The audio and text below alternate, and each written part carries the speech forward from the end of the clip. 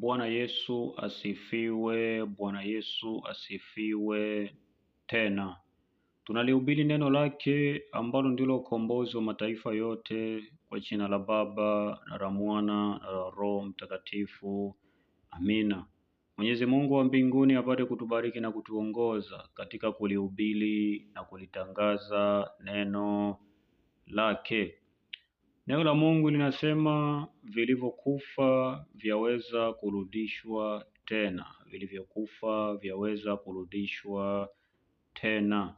Kama vyaweza kurudishwa tena, vinaweza kurudishwa vipi? Ni kwa neno la Bwana. Hivyo Mwenyezi Mungu ndiye aliyeumba kila kitu. Mwenyezi Mungu ndiye aliyeumba kila kitu. Hivyo na sisi ni kazi ya mikono yake.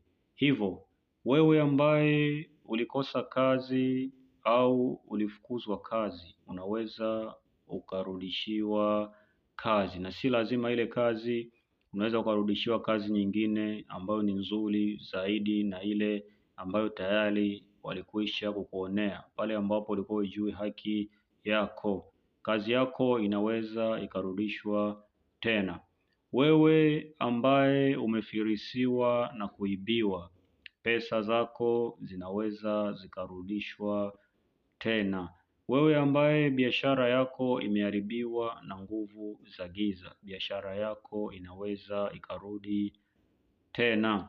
Wewe ambaye ulikata tamaa, wenda ulikuwa ndani ya uchumba, ukapewa ahadi, alafu baadaye ukakataliwa. Ukimjua Mwenyezi Mungu, hayo yote yatarudishwa tena. Ina maana amani yako itakuwa nyingi zaidi na zaidi pale ambapo utakuwa umemtafuta Yesu Kristo. Hivyo yote hayo yapo, lakini si kitu mbele ya neno la Bwana. Neno la Mungu linafufua wafu, neno la Mungu linaponya magonjwa, neno la Mungu linamfanikisha mwanadamu. Hivyo wewe ambaye afya yako inateteleka, una magonjwa mbalimbali, kansa, kisukari, ukimwi, magonjwa mbalimbali. Kuna magonjwa yale ya kulogwa, unakuta unaenda hospitali lakini wakipima wanakuta hakuna ugonjwa, unateseka huku na huku. Ndugu yangu, neno la Bwana lina uzima. Neno la Bwana lina uzima wa milele. Neno la Bwana lina uponyaji. Hivyo basi utapokea uponyaji pale ambapo utakuwa umelitambua neno. Bwana Yesu asifiwe tena. Hivyo basi tukiongozwa na kitabu cha Hezekia sura 37 kuanzia mstari wa 3 na wa 6, tuangalie kitabu hichi kinasemaje. Tukianza na mstari wa 3 unasema kwamba Akaniambia, mwanadamu, je, mifupa hii yaweza kuishi? Nami nikajibu, Bwana Mungu, wajua wewe. Akaniambia tena, toa unabii juu ya mifupa hii uiambie, enyi mifupa mikavu, lisikie neno la Bwana. Bwana Mungu